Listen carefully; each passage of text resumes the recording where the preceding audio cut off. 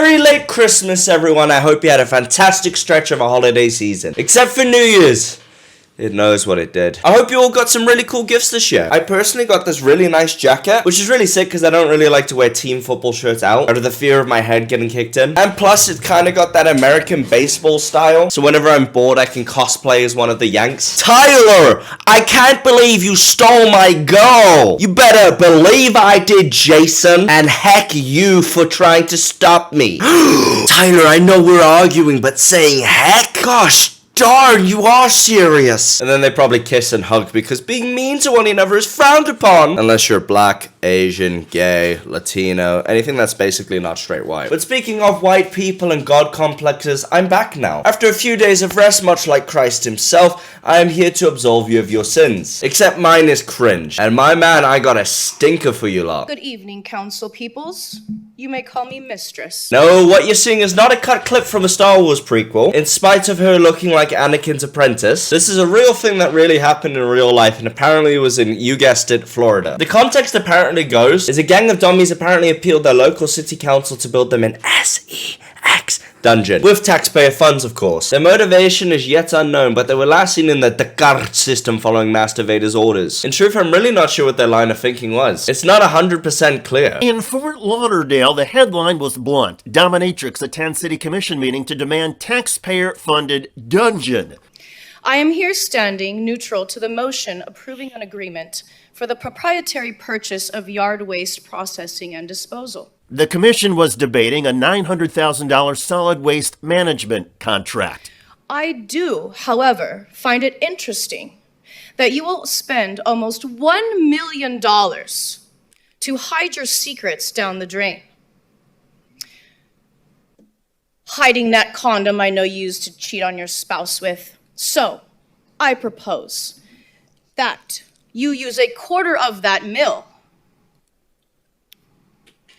to support doms and subs in Broward County, to build a dungeon created for us by us, the taxpayers and voting citizens. I'm sorry, but can you get rid of your guard regiment behind you? It's incredibly distracting. How am I meant to focus on what you're saying if I can feel their eyes piercing me through their motorbike helmets? And speaking of saying and saying like speaking of speaking talking. For a dummy, you seem a little less confident than I'd like. Your voice shouldn't be so high society and really put on. Aren't you meant to be like ballsy and aggressive? Oh, Reginald, what a positively wonderful day on the links away from the poors. Yeah, hush now, Reginald, or I shan't wallop thy sack. Plus, this may just be me nitpicking, but some of the sentences are really weird sounding. You use a quarter of that mill. You ever seen it when like white girls, particularly white American girls, use black American slang? With like balcony ticket, I was like, no, like I finna be in the pit. It kind of just rolls off the tongue without any flavor and just feels very put on. She kind of feels like the grown version of that. In closing,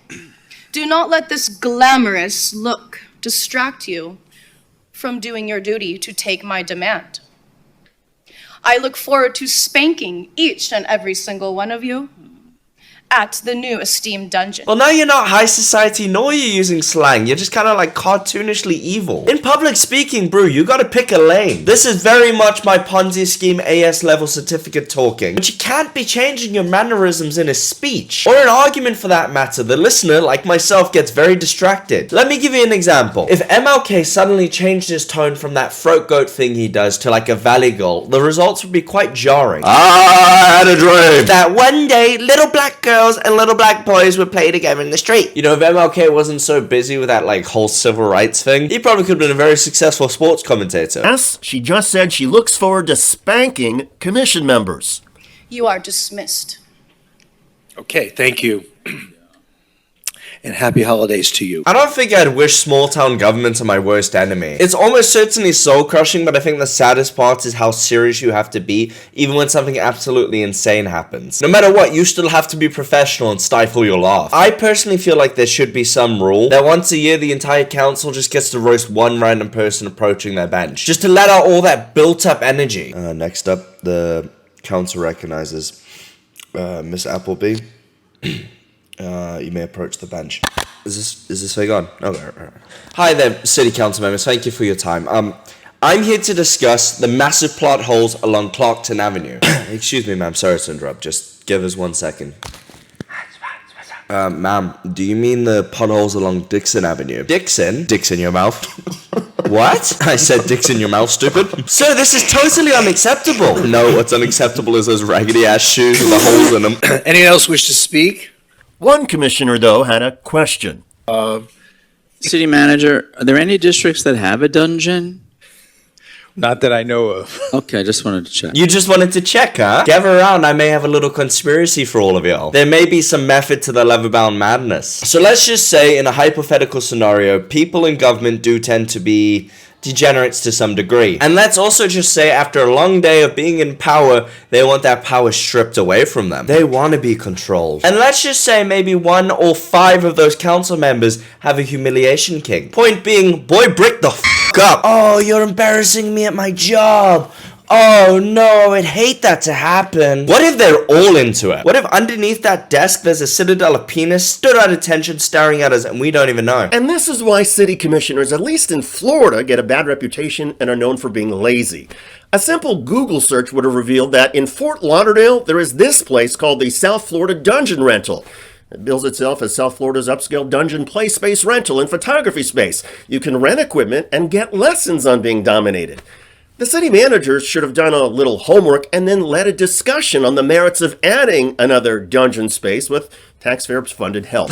I'm crying! Oh, I didn't know about the Spanky Club. I'm so sorry. Jeez. Why are you shaming him like it's a normal thing to know? The guy did ask. You seem a little bit too invested in this, lad. Is there something you want to talk about? City council members showed their ignorance today by not knowing about the Palace of the Dark Magicians. With their reasonable prices and friendly front desk worker, Deborah. It's a shock to me that they can even run a functional government to begin with. That's the way city council meetings are supposed to go. Take citizen concerns seriously and have a discussion. And there's nothing wrong with showing respect to all citizens who speak, including a dominatrix.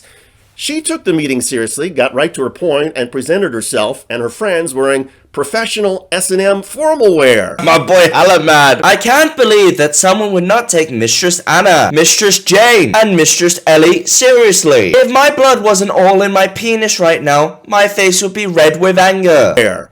Bravo! This incident may have seemed weird or funny, but this is Florida. Commissioners in Florida should be used to all kinds of public comments and points of view. Now, to be clear, I am not advocating for or against a taxpayer-funded dominatrix dungeon in Broward County. Whips and chains are not my sort of thing, but I make no judgments about anybody else. I'm sure they're not, my friend. The point here is that this dominatrix and her friends, they approach local government in a way that should inspire all of us. We invest in our community when we attend city council meetings, participate in reasonable and respectful policy debates, and hold our elected leaders accountable through local elections. It doesn't matter whether your issue is trash removal or creating a safe space for sexual exploration and domination. What matters is that we are involved in our community and engage with our various government institutions. And as we've just seen, local city council and commission meetings, they do not have to be dull. I'm David Schuster. Thanks for joining us. A wholesome message, my bro, for sure. But I've only just realized that these lot are in Florida. In the Florida heat, in full leather. They gotta smell like... That's all I have to say. Welcome back to the channel. Or if you're new here, you know what to do. Legally, you have to subscribe. Have a really, really good New Year's. Just watch your wife around him. Stay blessed. Love you all. Bye-bye.